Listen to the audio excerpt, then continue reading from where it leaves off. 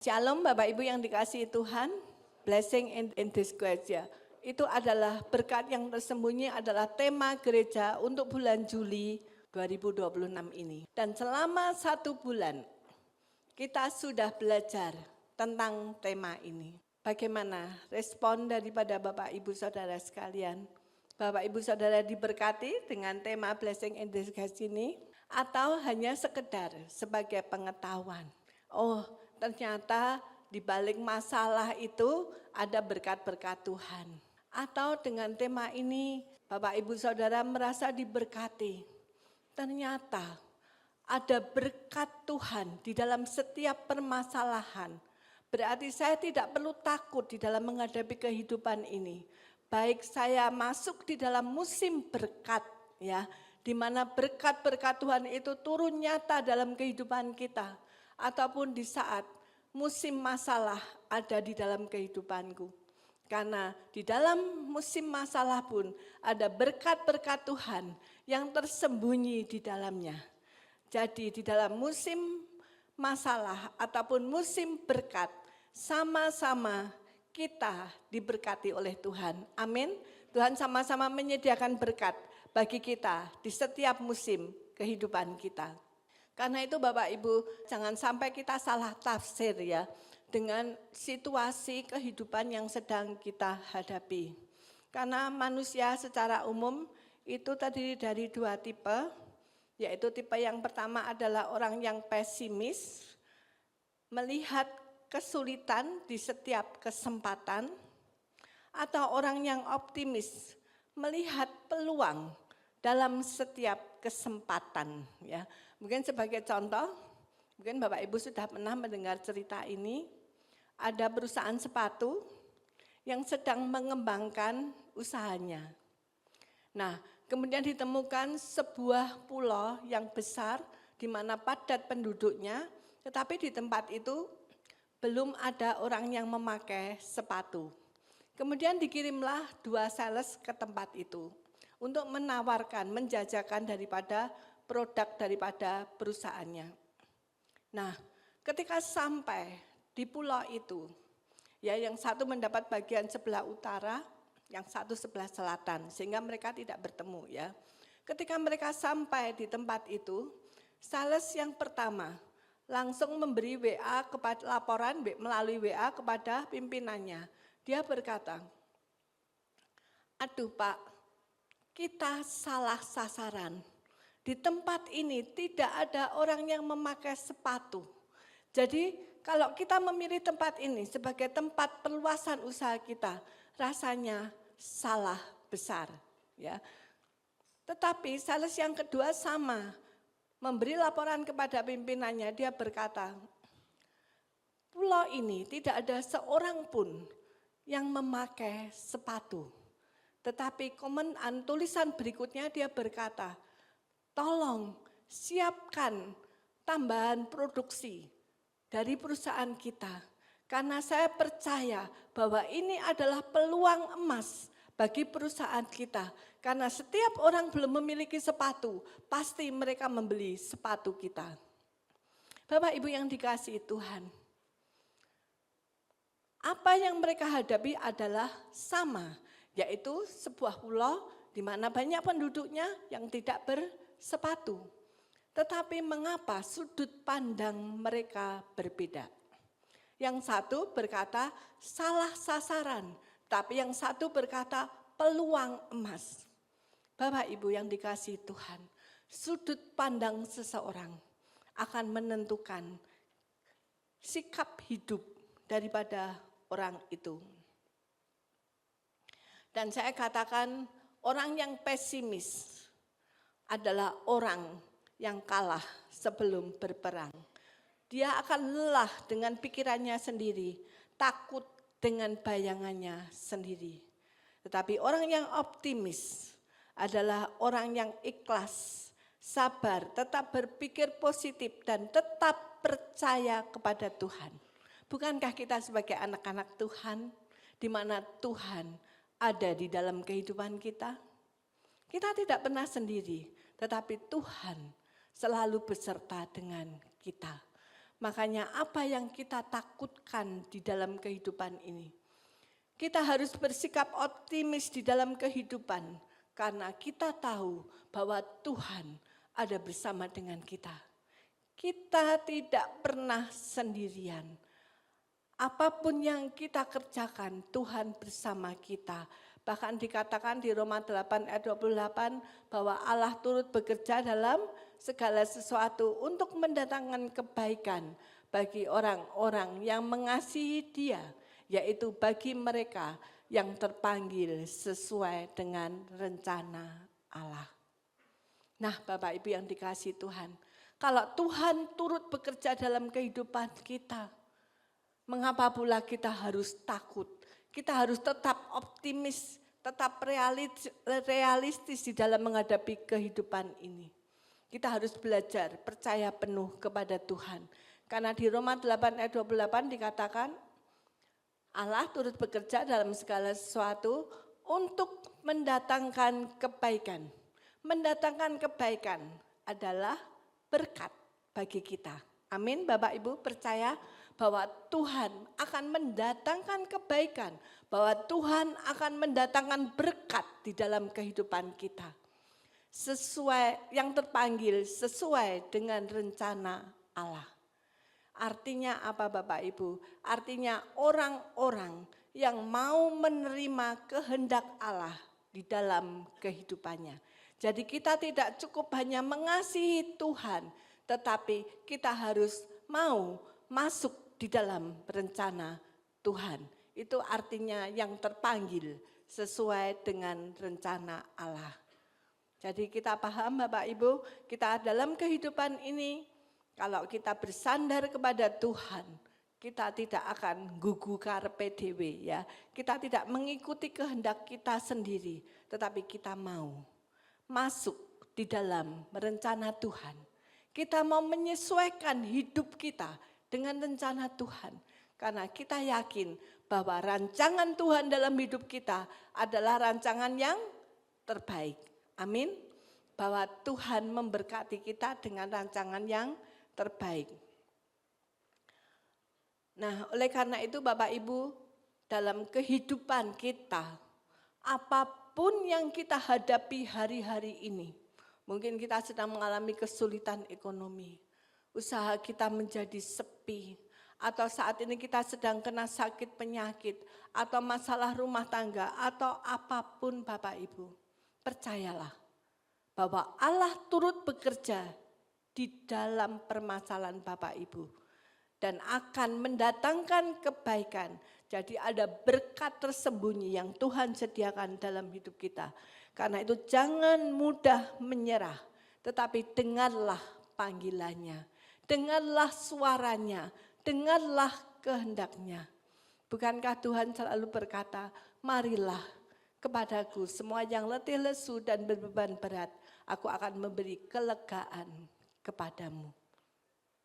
Artinya Tuhan tidak tinggal diam. Ayo nak, datang kepadaku. Dan Tuhan berjanji akan memberi kelegaan. Tuhan akan memberi ketenangan dalam hidup kita. Dan Tuhan akan memberikan keberhasilan, damai sejahtera, sukacita di dalam kehidupan kita. Maukah kita mempercayakan hidup kita kepada Tuhan? Dan di dalam Mazmur 34 ayat 18 dikatakan bahwa Tuhan itu dekat kepada orang-orang yang patah hati dan Ia menyelamatkan orang-orang yang remuk jiwanya. Jadi Bapak Ibu, kalau hari ini kita sedang ada di dalam masalah, mungkin hati kita terasa pahit, mungkin hati kita terluka, atau mungkin kita merasa tidak ada harapan, tidak ada pintu yang terbuka untuk kita. Mari Bapak Ibu, jangan ragu, datang kepadanya. Percaya bahwa Tuhan pasti membuka jalan untuk kita. Ya. Dan di dalam Keluaran 14 ayat 14 dikatakan, Tuhan akan berperang untuk kamu dan kamu akan diam saja. Luar biasa saudara, Tuhan yang akan memberi, Tuhan yang akan berperang untuk kita. Artinya Tuhan yang akan memberikan strategi-strategi kepada kita. Bahkan Tuhan yang akan berperang di depan kita. Dan terkadang kita hanya diam saja, tapi tahu-tahu masalah itu selesai dan berkat itu turun. Pernah saudara mengalami hal ini? Ketika saudara ada di dalam masalah. Saya pernah saudara mengalami sebuah masalah ya. Kemudian ketika saya berdoa, Tuhan cuma berkata, diam saja. Kamu diam saja. Artinya ketika Tuhan meminta saya diam saja, bahwa Tuhan yang akan berperang menggantikan saya. Dan puji Tuhan saudara, dengan posisi diam memang tidak mudah saudara untuk kita diam. Karena kita cenderung ingin membela diri, kita ingin menyatakan kebenaran. Tetapi ketika Tuhan berkata engkau harus diam, kita harus diam saudara. Mungkin waktu itu ada teman saya ya, seorang pendoa yang memberikan penglihatannya kepada saya, dan waktu itu pas saya mengalami masalah, dia cuma berkata, kok saya melihat kamu ada orang yang mendorong kamu sehingga kamu masuk di dalam lumpur, dia katakan. Dan ketika ketika saya berusaha untuk keluar dari lumpur itu, semakin saya bergerak, maka saya akan semakin tenggelam. Karena lumpur tahu ya, semakin kita banyak gerak, lumpur itu akan semakin membuat kita semakin tenggelam. Dan kemudian pendoa ini berkata, dan kemudian saya melihat ada beberapa orang yang menawarkan ranting kepadamu untuk membantu kamu keluar dari lumpur. Tapi kenapa kamu kok bengong saja? Dia katakan demikian. Terus kemudian datang seseorang tanpa ranting, dia hanya mengulurkan tangan dan dia berkata, ayo pegang tanganku. Dan ketika itu saya cuma berkata, apa saya bisa? Dia berkata, bisa. Dan saat itu saya ditarik keluar dari lumpur itu, dan ketika saya ada di atas, turunlah hujan yang deras ya, kemudian membersihkan tubuh saya dari lumpur itu, dan kemudian saya pergi dengan orang itu. Saya katakan kepada pendoa itu, memang itu yang sedang saya alami, saya katakan demikian. Kenapa saya bengong? Saya katakan saya enggak tahu mana kawan mana lawan. Saya bingung karena saat itu saya diblok, di sini diblok, di sana diblok. Akhirnya saya cuma bengong saja saudara. Tetapi ketika Tuhan Yesus yang datang menghampiri kita, Dia akan menyelamatkan kita. Amin saudara. Kadang-kadang Tuhan meminta kita sesuatu yang tidak pernah kita pikirkan. Di tengah-tengah masalah Tuhan meminta kita diam. Tapi bukan berarti setiap ada masalah kita diam saja saudara, enggak saudara. Tergantung daripada permintaan Tuhan, apa yang harus kita kerjakan di dalam permasalahan itu. Dan saya percaya Tuhan tidak pernah salah di dalam menuntun kehidupan kita. Ya. Pertanyaannya, mengapa manusia gampang putus asa padahal Tuhan ada di dalam kehidupan kita? Karena seringkali manusia itu melupakan Tuhan. Dia hanya mengukur kemampuannya sendiri. Dia hanya mengukur kekuatannya sendiri menurut logikanya sendiri. Padahal bukankah ada Tuhan yang besar di dalam hidupnya? Tuhan yang mampu melakukan segala sesuatu di dalam kehidupan kita. Bapak Ibu yang dikasihi Tuhan, jika Tuhan yang bergerak, Tuhan yang bekerja, maka tidak ada yang mustahil bagi Tuhan. Amin Bapak Ibu.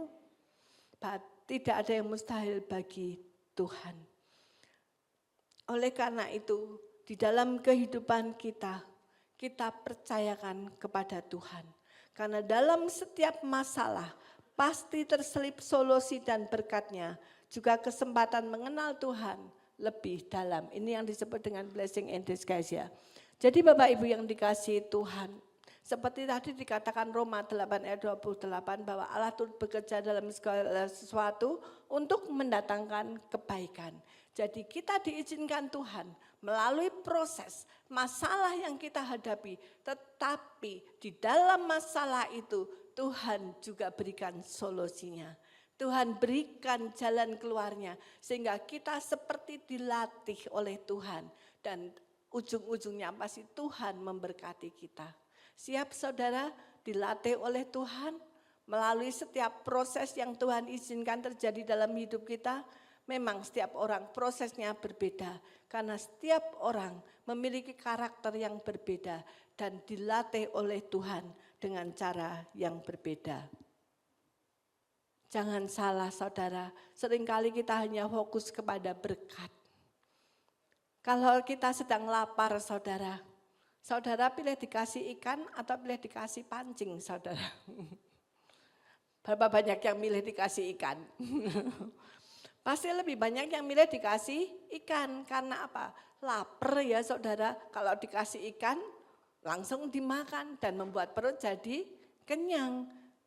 Betul saudara, sehingga pilih ikan. Kalau pancing, ruwet nanti, harus pergi ke laut, harus mancing dulu, baru dapat ikan, harus masak dulu, ya. Makanya banyak orang yang pilih langsung dapat ikan.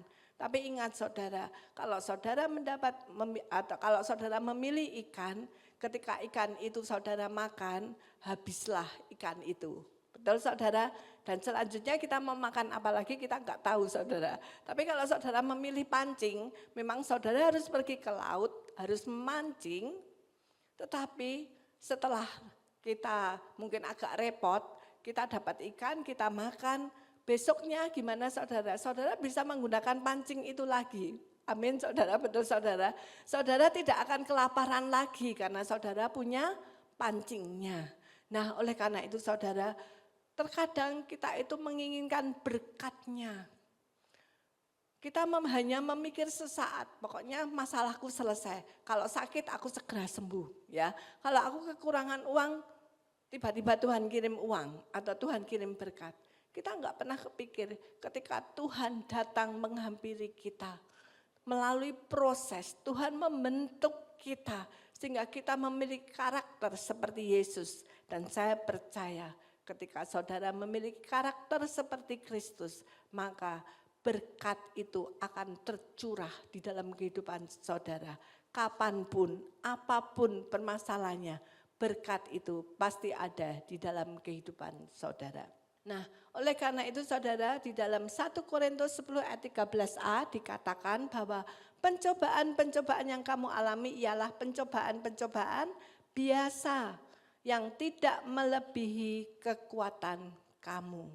Dikatakan pencobaan-pencobaan biasa yang tidak melebihi kekuatan kamu. Artinya kalau saat ini saudara sedang ada di dalam masalah, berarti itu sudah diukur oleh Tuhan. Bahwa kekuatan saudara lebih besar dari masalah tersebut. Terlebih lagi kekuatan saudara ditambah kekuatan Tuhan pasti lebih besar dan sangat besar. Dan persoalan itu menjadi sangat kecil ya. Dan dikatakan sebab Allah setia dan karena itu Allah tidak akan membiarkan kamu dicobai melampaui kekuatanmu. Jadi Allah kita itu luar biasa saudara. Ketika kita masih bayi rohani, Tuhan ukur pencobaan yang diizinkan kepada kita itu ukuran bayi ya. Tapi setelah kita dewasa rohani pasti persoalannya berbeda. Pencobaan yang Tuhan izinkan pasti lebih besar. Tetapi tidak melebihi kekuatan kita. Nah dari sini kita melihat bahwa Allah kita adalah Allah yang penuh dengan kasih, Allah yang melatih kita agar kita menjadi serupa dengan Kristus. Kemudian dilanjutkan ayat itu dikatakan, pada waktu kamu dicobai, Ia akan memberikan kepadamu jalan keluar. Ini yang perlu kita garis bawahi. Pada waktu kamu dicobai, Ia akan memberikan kepadamu jalan keluar sehingga kamu dapat menanggungnya. Jadi kalau Tuhan izinkan masalah itu ada dalam hidup kita, maka itu satu paket saudara dengan jalan keluarnya, dengan solusinya ditambah berkatnya. Jadi luar biasa saudara, kalau kita sedang ada di dalam pencobaan atau di dalam masalah, Tuhan izinkan kita dilatih melalui persoalan yang kita hadapi supaya kita semakin dewasa rohani dan akhirnya menjadi serupa dengan Kristus. Nah, di sini pasti yang dimaksud Tuhan memberikan jalan keluar, ada blessing in disguise di dalamnya, ya. Kemudian kalau kita berbicara apa itu blessing in disguise, berkat tersembunyi ya, yaitu anugerah atau berkat yang Tuhan berikan melalui sebuah masalah, penderitaan maupun ketaatan. Maksudnya ketaatan. Jadi kadang-kadang ketika kita taat melakukan firman Tuhan, kadang-kadang di situ kita mengalami ujian, mengalami pencobaan. Padahal kita sudah taat melakukan firman Tuhan. Tetapi kenapa masalah-masalah tetap muncul? Percayalah saudara, ketika saudara taat kepada Tuhan,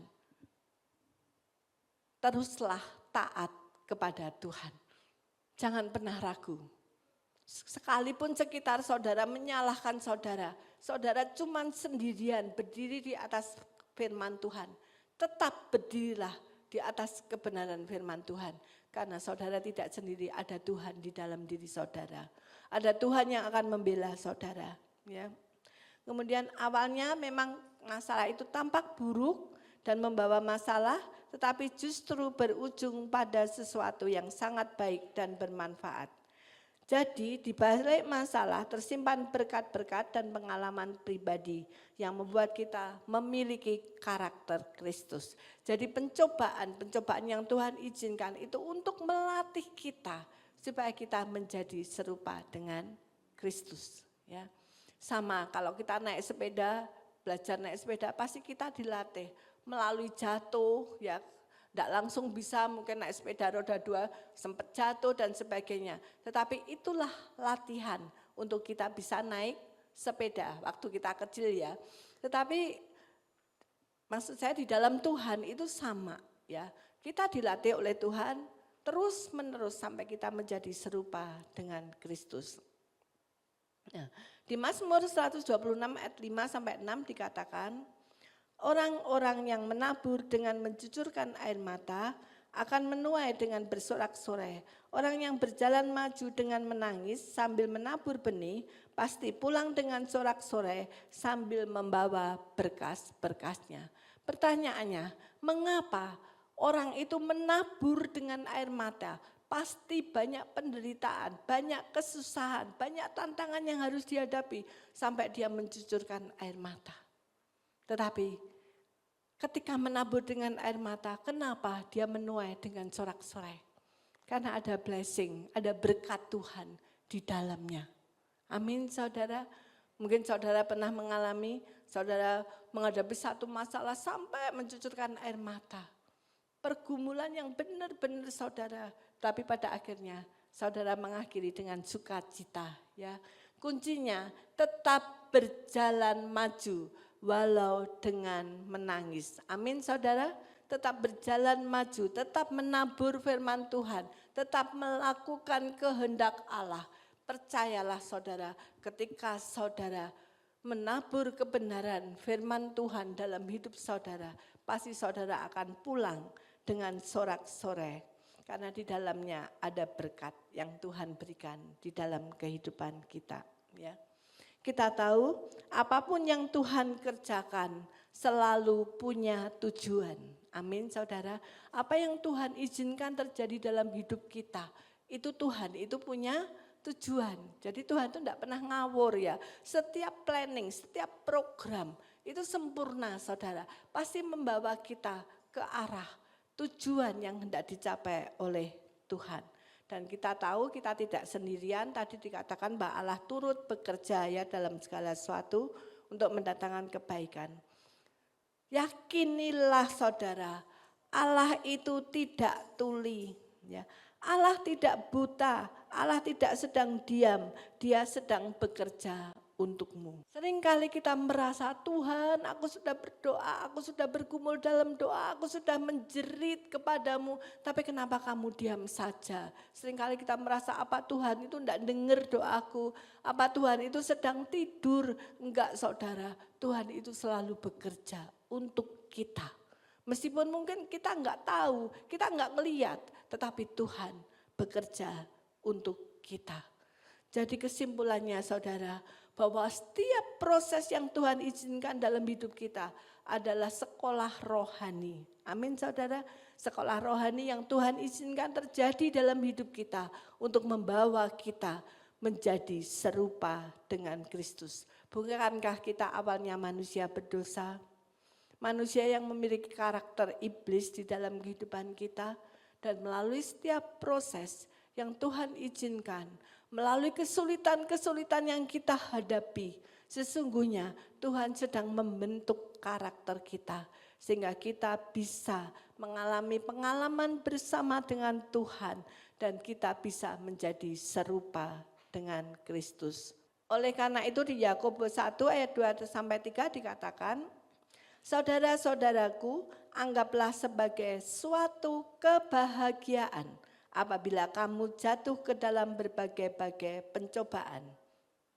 Sebab kamu tahu bahwa ujian terhadap imanmu itu menghasilkan ketekunan. Yakobus meminta kita berbahagialah. Kita harus menganggap satu kebahagiaan apabila kita jatuh ke dalam berbagai pencobaan. Karena apa? Saat kita jatuh ke dalam pencobaan berarti itu saatnya kita diizinkan sekolah oleh Tuhan untuk menjadi serupa dengan Kristus. Kalau kita diizinkan oleh Tuhan sekolah, kita harusnya bersyukur saudara. Karena melalui sekolah rohani yang Tuhan izinkan, kita akan semakin kuat di dalam Tuhan. Kita semakin tekun di dalam Tuhan. Kita semakin mengenal kehendak Tuhan di dalam kehidupan kita. Dan kita percaya bahwa melalui setiap pencobaan itu akan menghasilkan ketekunan, kekuatan kita di dalam Tuhan. Karena kesulitan atau masalah bukanlah hukuman, ya, melainkan proses pembentukan karakter. Nah, ujian terhadap iman bertujuan untuk menghasilkan ketekunan dan ketahanan rohani yang lebih kuat, sehingga kita bisa naik level yang lebih tinggi dan dipersiapkan Tuhan, masuk rancangan Tuhan yang lebih besar dan luar biasa. Bapak Ibu yang dikasihi Tuhan, kita enggak mungkin begitu mengenal Tuhan, langsung kita diminta Tuhan untuk melakukan pekerjaan Tuhan yang besar. Kita enggak akan siap saudara, kita enggak akan kuat menghadapi badai ya. Mungkin kalau kita naik pohon ya saudara, semakin tinggi pohon itu, maka guncangan angin itu semakin besar ya. Kalau mentiung tuh mesti kan gini ya, mentiung itu ke apa yang atas pasti lebih banyak bergeraknya. Nah, oleh karena itu untuk kita sampai menjadi serupa dengan Kristus di ujung atas saudara, kita harus disiapkan. Kita harus dibentuk oleh Tuhan sehingga pikiran kita, perasaan kita serupa dengan Kristus. Ketika pikiran dan perasaan kita serupa dengan Kristus, kita akan bisa bekerja sama dengan Tuhan.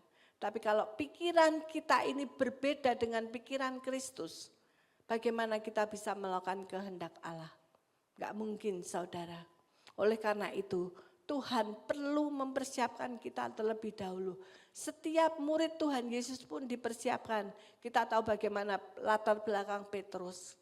Akhirnya dipersiapkan oleh Tuhan masuk dalam rencana Allah. Bagaimana Rasul Paulus ketika belum mengenal Tuhan. Akhirnya membunuh ya orang-orang, mengejar-ngejar orang Kristen. Tapi setelah dipersiapkan oleh Tuhan, Rasul Paulus pun bisa berkata, hidupku bukannya aku lagi, tetapi Yesus yang hidup di dalam aku.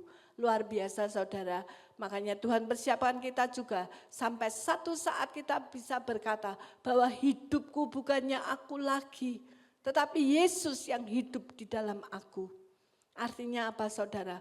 Keinginanku itu sudah tidak ada, dikalahkan oleh keinginan Kristus. Kristus yang bertahta di dalam hati dan pikiranku. Kristus yang menuntun aku berkata-kata. Kristus yang menuntun aku di dalam melangkah, melakukan segala sesuatu.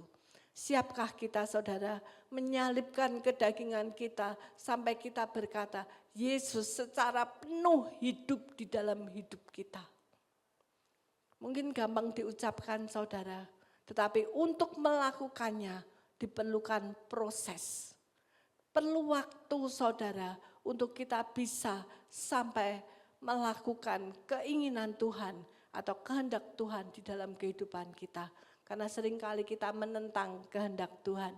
Enggak Tuhan jangan aku, ya mungkin atau Tuhan aku belum siap. Yang lain aja Tuhan, seringkali kita masih berkata-kata seperti itu. Nah Bapak Ibu yang dikasihi Tuhan, tadi dikatakan anggaplah sebagai suatu kebahagiaan apabila kamu jatuh ke dalam berbagai-bagai pencobaan. Sekarang kita belajar apa itu pencobaan. Ya.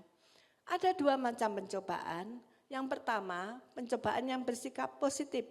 Yaitu apabila pencobaan itu untuk pengujian iman. Biasanya berupa masalah atau penderitaan untuk membuktikan ketulusan iman seseorang, mendewasakan karakter dan memurnikan kualitas rohaninya, mendorong seseorang untuk lebih bergantung kepada Tuhan. Ini adalah pencobaan yang positif, ya. Jadi untuk membawa kita lebih dewasa rohani, membuktikan iman kita dan untuk kita lebih bergantung kepada Tuhan. Tapi ada pencobaan yang bersifat negatif, yaitu apabila pencobaan terjadi karena keinginan daging atau hawa nafsu. Atau pencobaan itu dari iblis yang bertujuan untuk menjatuhkan dan menjauhkan manusia dari Tuhan. Nah, kalau pencobaan yang kedua ini saudara, membuat kita jatuh di dalam dosa, ya. Bukan memperkuat iman kita, tapi membuat kita jatuh di dalam dosa. Karena itu hati-hati ya dengan pencobaan yang kedua ini.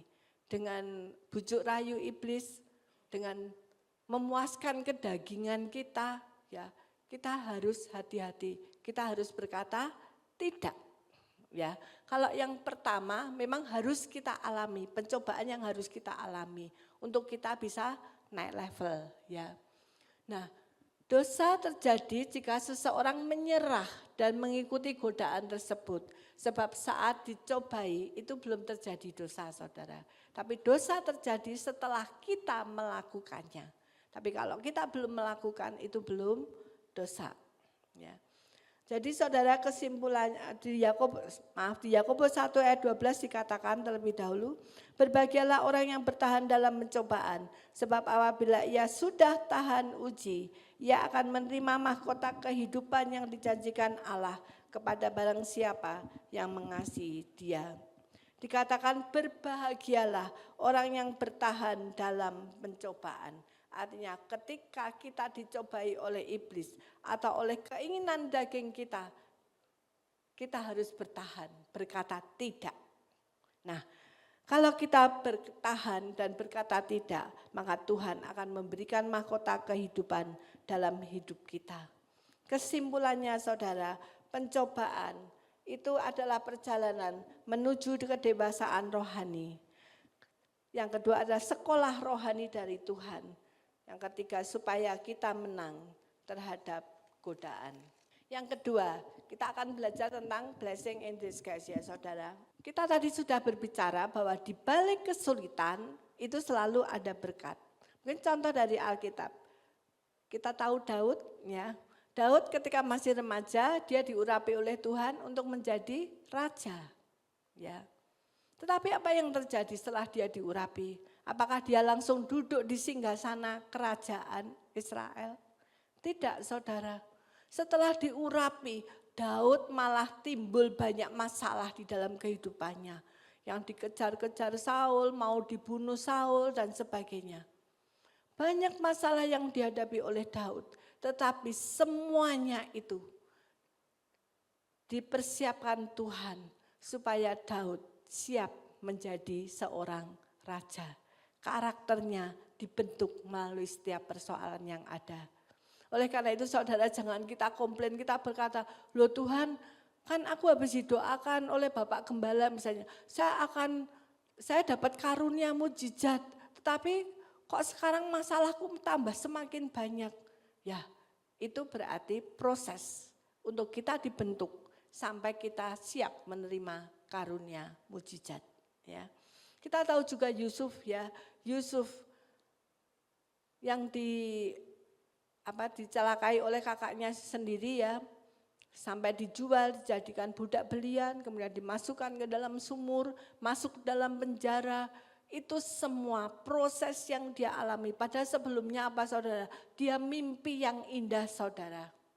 Ya, semua berkas gandum tunduk kepada dia. Ya. Kemudian bulan bintang pun ikut menyembah dia. Nah Bapak Ibu yang dikasihi Tuhan, itu pun juga adalah proses yang Tuhan izinkan terjadi atas kehidupan Yusuf. Supaya Yusuf siap menjadi orang kedua di tanah Mesir. Jadi saudara, kalau kita sedang ada di dalam masalah, jangan protes, jangan gerundel saudara. Bersyukurlah bahwa Tuhan izinkan kita dibentuk, Tuhan mengizinkan kita memiliki karakter seperti Kristus. Kita sedang dibentuk oleh Tuhan. Jadi di dalam Tuhan, masalah bisa berubah menjadi berkat dan terobosan. Tuhan tidak pernah kekurangan cara untuk menolong dan memberkati. Amin saudara ya. Melalui proses yang kita mengenal Tuhan secara pribadi ya. Karena itu jangan takut. Tuhan bisa memakai tantangan itu untuk mendewasakan kita menjadi pribadi yang semakin tangguh dan tidak mudah menyerah. Dalam keadaan apapun, sesulit apapun, mari kita katakan bahwa pertolonganku ialah dari Tuhan yang menjadikan langit dan bumi. Kemudian di Yesaya 43 ayat 2 dikatakan, inilah janji Tuhan ya bagi kita semua. Apabila engkau menyeberang melalui air, aku akan menyertai engkau. Atau melalui sungai-sungai, engkau tidak akan dihanyutkan. Apabila engkau berjalan melalui api, engkau tidak akan dihanguskan. Dan nyala api tidak akan membakar engkau. Inilah janji Tuhan bagi kita, setiap anak-anaknya yang percaya kepada Tuhan. Apapun permasalahan kita, apapun yang mendatangi kita, Tuhan akan meluputkan kita. Ya, Tuhan akan menyertai kita baik dari air yang menghanyutkan, kemudian api, permasalahan, semuanya saudara. Tuhan akan tolong kita. Kita dibebaskan, kita dilepaskan. Syaratnya cuma satu, taat, ngikut rencana Tuhan dalam hidup kita.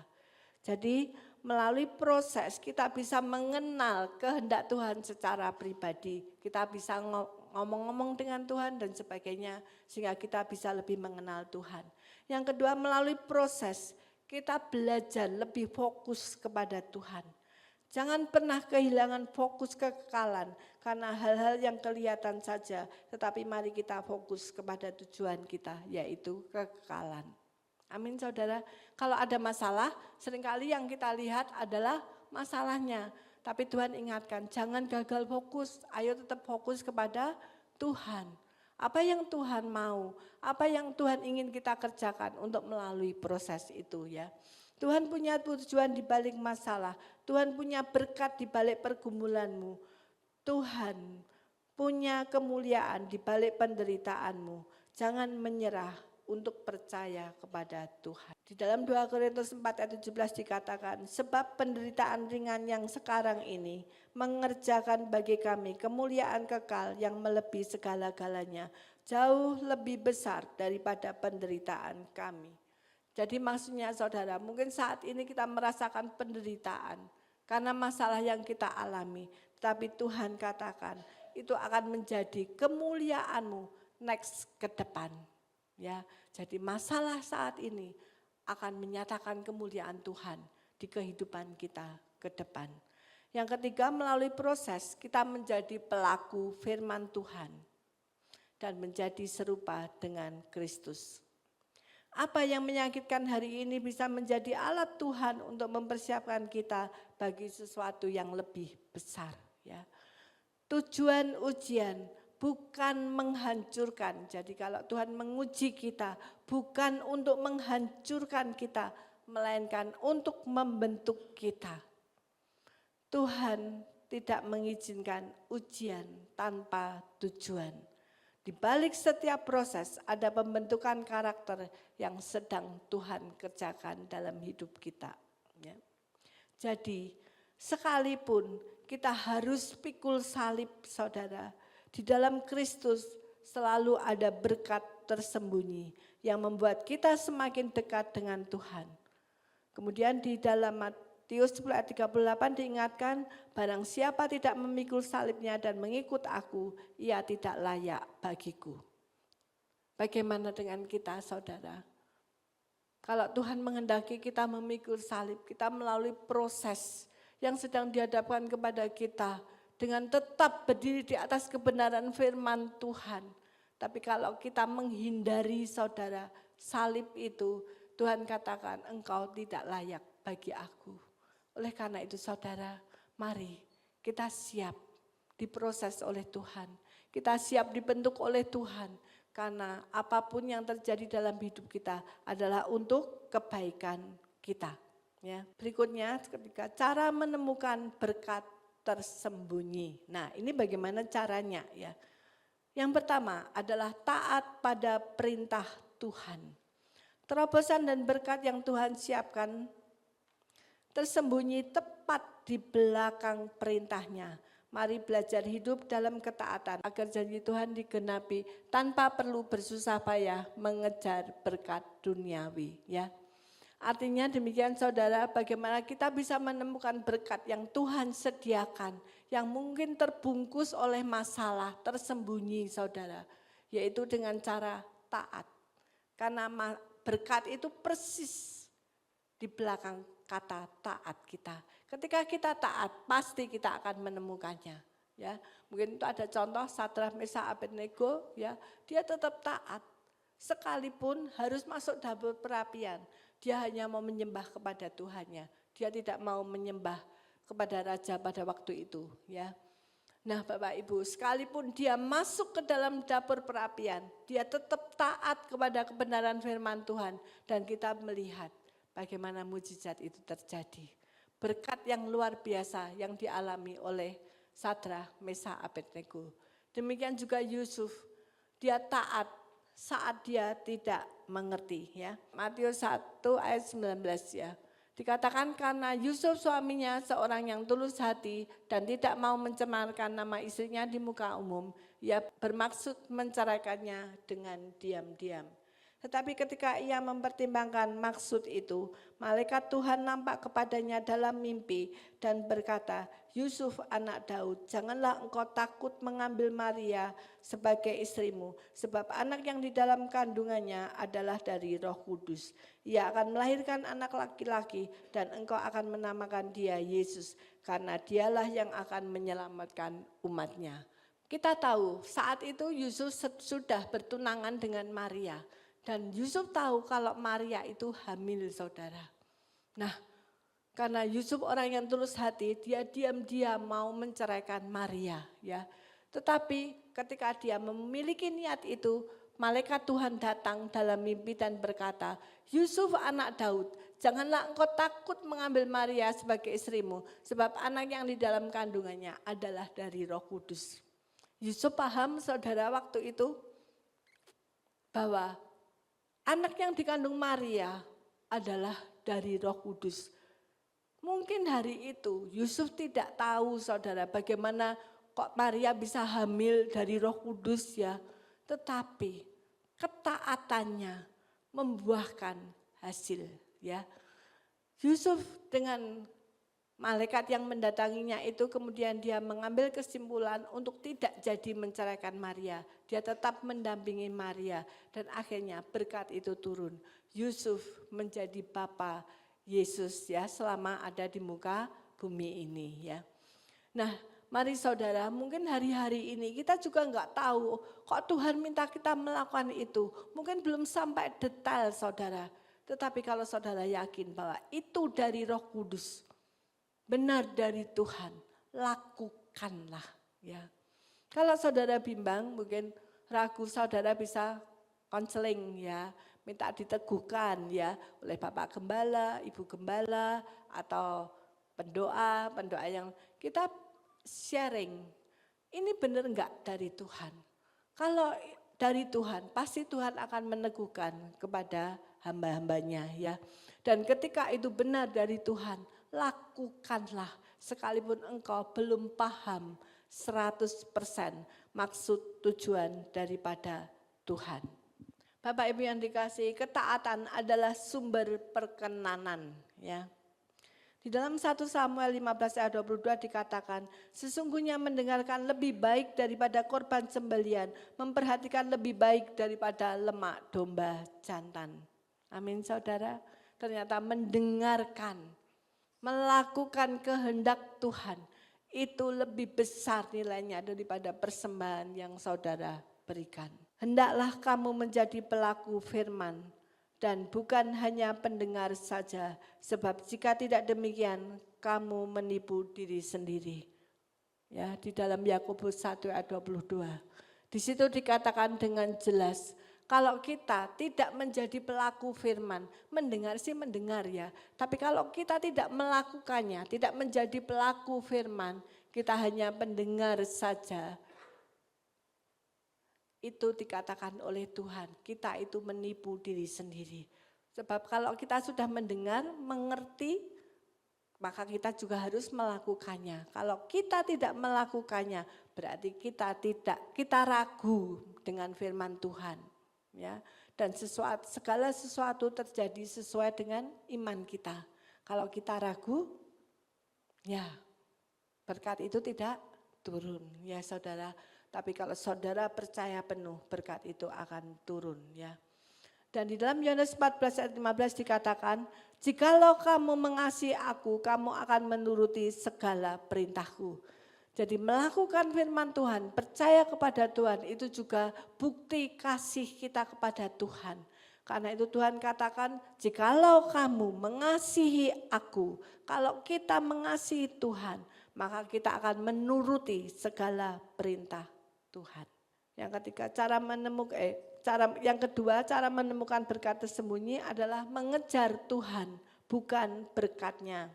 Jadikan Tuhan sebagai tujuan utama, bukan mujizat atau berkatnya. Sebab saat kita memiliki Yesus, kita memiliki kelimpahan kasih yang memuaskan jiwa sekalipun kita belum memiliki berkatnya. Ya.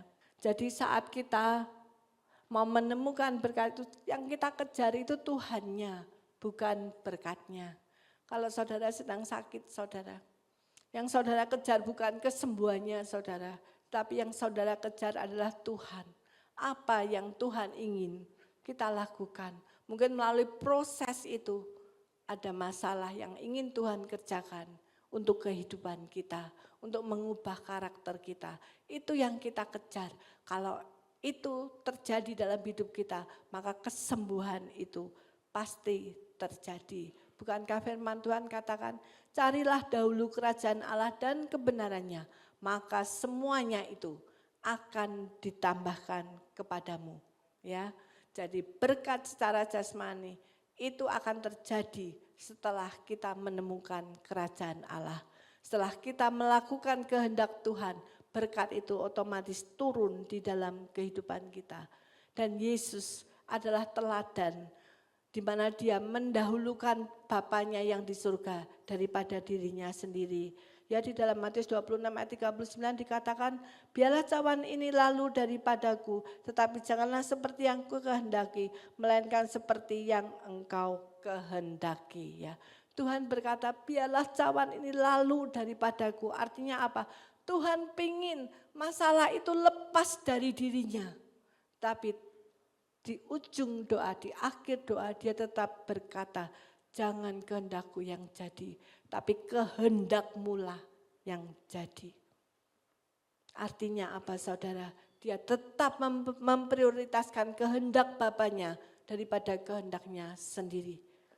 Mari kita mengikuti teladan Tuhan, mendahulukan kehendak Tuhan dan melepaskan kepentingan diri kita sendiri. Kita harus mencari Tuhan, carilah Tuhan dan kekuatannya, carilah wajahnya selalu. Ya. Mazmur 105 ayat 4.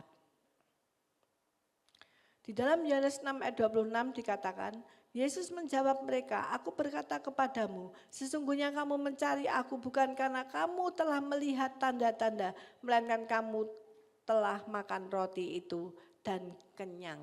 Ya saudara, ini yang seringkali dilakukan oleh manusia, mencari rotinya saudara sampai kenyang, kebutuhan jasmani kita, itu yang lebih kita cari, tetapi bukan pribadi Tuhannya. Tuhan bukan sekedar pemuas kebutuhan duniawi ya. Tuhan bukan mesin ATM ya yang menjawab kebutuhan kita dengan menekan tombol PIN ya. Kalau kita menekan dalam nama Yesus, kita pengennya langsung itu terjadi dalam hidup kita. Tapi ingat saudara, Tuhan bukan mesin ATM ya. Kita akan diberkati pasti saudara, tetapi carilah dahulu kerajaan Allah dan kebenarannya ya. Dan ketika saudara mengikuti jalan Tuhan, saudara akan menemukan jalan kudus ya. Di dalam Yesaya 35 ayat 8 dikatakan, di situ akan ada jalan raya yang akan disebutkan jalan kudus. Orang yang tidak tahir tidak akan melintasinya dan orang-orang pandir tidak akan mengembara di atasnya. Jadi jalan kudus ini hanya disediakan untuk kita, anak-anak Tuhan yang percaya kepada Tuhan. Artinya saat saudara percaya penuh kepada Tuhan dan mengikuti kehendak-Nya, melakukan kehendak-Nya, maka saudara ada di atas jalan kudus ya. Dan tidak semua orang bisa melewati itu, jalan kehidupan dan kebenaran ya. Dan kita harus mau mengikuti jalan Tuhan karena dikatakan sebab rancanganku bukanlah rancanganmu dan jalanmu bukanlah jalanku. Demikianlah firman Tuhan. Jadi yang tahu seutuhnya jalan kehidupan kita adalah Tuhan. Itu yang terbaik ya. Di dalam Tuhan selalu ada berkat ya. Saat kita tidak mampu memegang kendali hidup kita, peganglah tangan Tuhan karena disitulah anugerahnya bekerja dengan limpah. Ya, Tuhan bekerja dengan limpah. Serahkanlah hidupmu kepada Tuhan dan percayalah kepadanya dan ia akan bertindak. Itu Mazmur 37 ayat 5. Kalau kita tidak menyerahkan kepada Tuhan, apakah Tuhan bisa bertindak? Tidak saudara. Tuhan bertindak ketika kita menyerahkan hidup kita kepada Tuhan. Jangan khawatir, karena khawatir hanya menambah beban. Percaya kepada Tuhan akan membawa damai sejahtera di dalam kehidupan kita. Ya. Serahkanlah khawatirmu kepadanya sebab Ia yang memelihara kamu ya.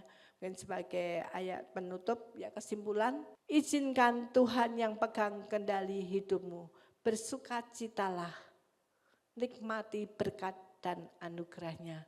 Karena selalu ada berkat yang Tuhan sediakan dalam hidup kita, baik berkat yang terlihat maupun berkat yang terselubung di balik masalah. Dimanapun kita berada, selalu ada berkat. Oleh karena itu jangan kejar berkatnya, karena berkat itu sudah Tuhan sediakan bagi kita.